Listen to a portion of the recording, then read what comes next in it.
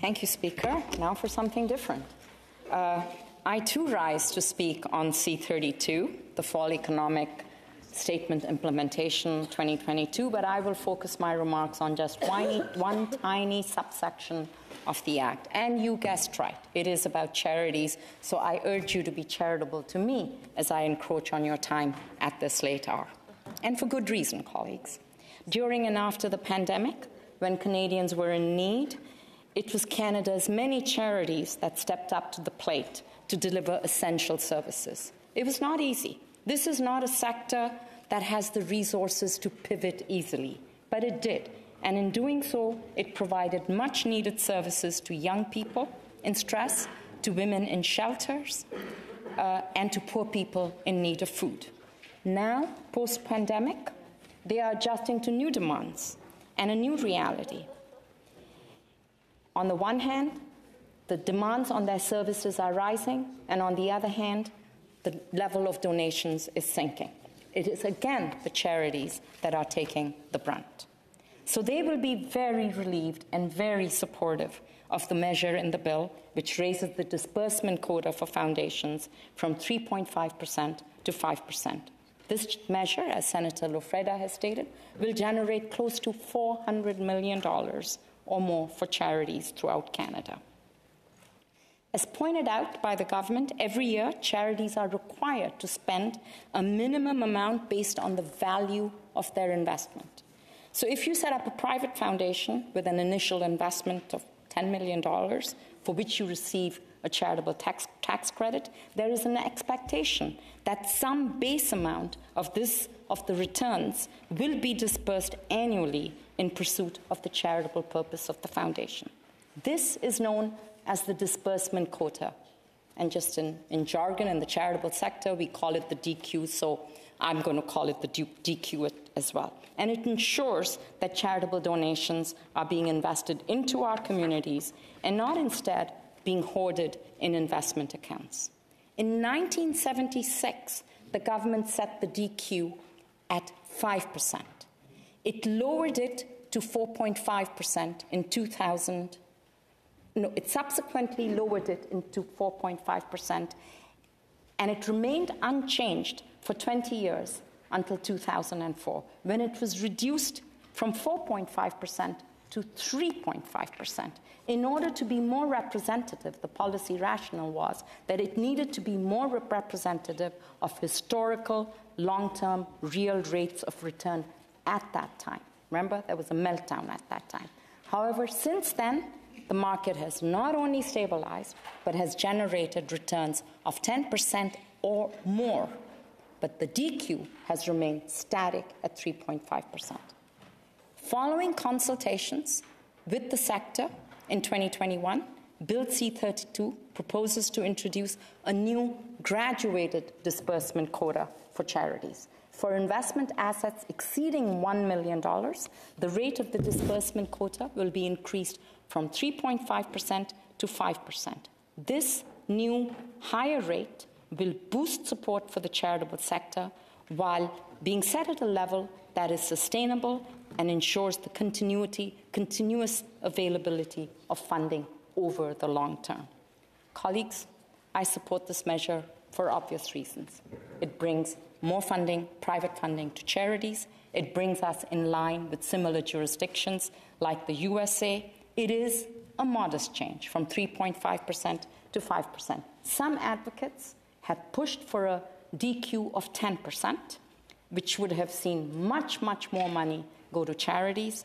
But I believe personally that a jump to 10% would have been a leap too far and would have seriously destabilized the sector. And I am in full support of this rather cautious approach. Who will this impact? There are roughly 5,800 private foundations in Canada with an asset base of $80 billion or so. In addition, there are charities like the YMCA. They have endowments and trusts. And all together, they are, as Senator Lofreda has mentioned, they have an asset base of $116 billion. Estimates suggest that the new proposed threshold of 5% for the DQ will trigger somewhere between $300 to $500 million annually as incremental disbursements starting in 2023. This, colleagues, is not chump change. Given the needs of the hour, reconciliation, racial justice, and equity, to name a few, an increase in the DQ is a reasonable policy ambition. As always, in the foundation sector also, there are leaders and there are laggards. Some foundations already disperse way more than 3.5%. Others don't meet the floor. As just one example of leadership, colleagues, last week, the Winnipeg Foundation received $500 million from an individual, Miriam Berger, the biggest single donation ever in Canadian history from an individual. The Richard Ivey Foundation, a storied foundation in Canada, announced last week that they would not just meet the disbursement quota, but they would spend down their entire capital of $100 million over the next 5 years. They will spend themselves out. This, colleagues, just to give you a flavor of the generosity of Canadians. However, there are many, many endowments, trusts, and foundations that do less than the bare minimum. There are many so-called mom-and-pop foundations that do less than you would expect of them, given that they reap significant tax benefits on setup. Foundations are, by the way, also a growth market, growing at a higher rate than charities. This is than other charities. This is, of course, good. For one, it signifies that people are generous. It signifies that wealth is growing at a rate fast enough for individuals to set up such institutions. For another, it means that more money is going into community to meet various needs that are considered charitable under the law. This change in the DQ comes at the right time. You will remember that in June of last year, we passed Bill C-19, which created a third way for charities to work with non-charities that wouldn't be stuck in the owned activities or directions and control test. It provided a reasonable, accountable path to get rid of the deeply embedded form of systemic racism that was contained in the Income Tax Act, which made any intellectual property that was not owned, that was owned by the partner, to be owned by the charity. And I won't go over the arguments. You approved it unanimously, and thankfully it was passed into law.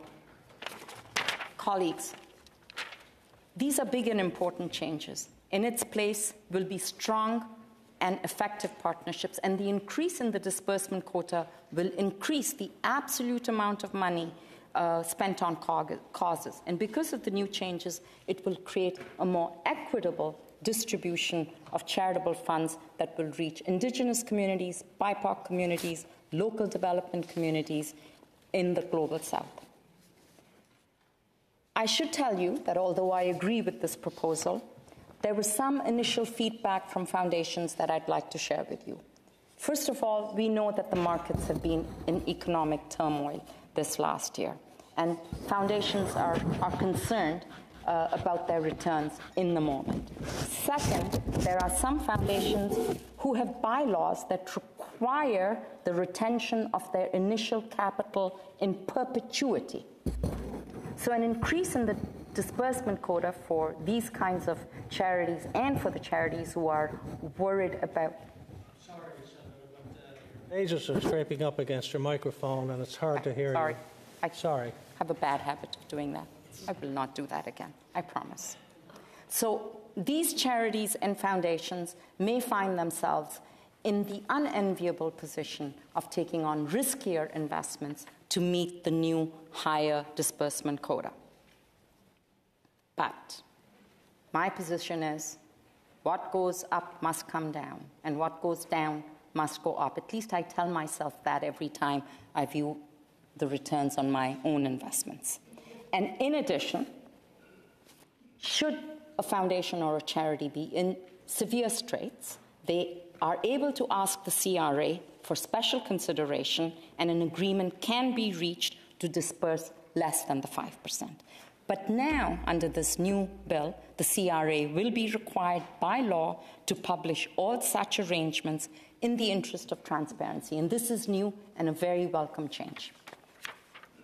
Colleagues, if the principle of this bill is to encourage more charitable giving into the community, then the bill does miss an important opportunity, because the amendment does not cover the fastest growing instrument of charitable giving in Canada, and that is donor-advised funds. Donor-advised funds enable a group or an individual to give money to an existing charitable foundation or a corporate foundation, and the foundation handles all the administration, all the governance, all the reporting, for which it charges a fee, generally a percentage of the total assets. The donor gets a tax receipt for the full amount in the moment they create the fund, but there is no requirement for them to disperse from it on an annual basis. Instead, the investment can grow in the fund, invested by the institution, and not dispersed for important causes. Since donor-advised funds are simpler to set up than a private foundation, many philanthropists are choosing this new and simpler route. There is less governance, there is less management, there's less headache, which is all good. However, the problem lies in the disbursement.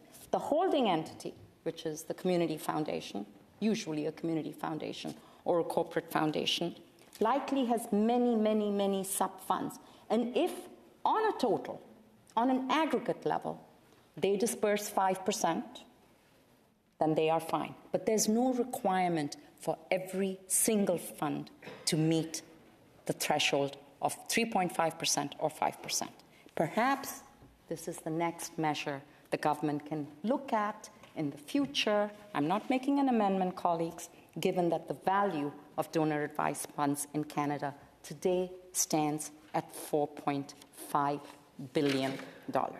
In addition, there is a growing group of very enlightened foundations who want to bring their whole self to their charitable purpose. They're not satisfied with dispersing a mere 5% of their total assets. They are investing their assets not in the financial market, but in what we would call program-related investments, in climate change, in housing, in reconciliation, and there is no allowance for them to include such progressive thinking in the disbursement quota.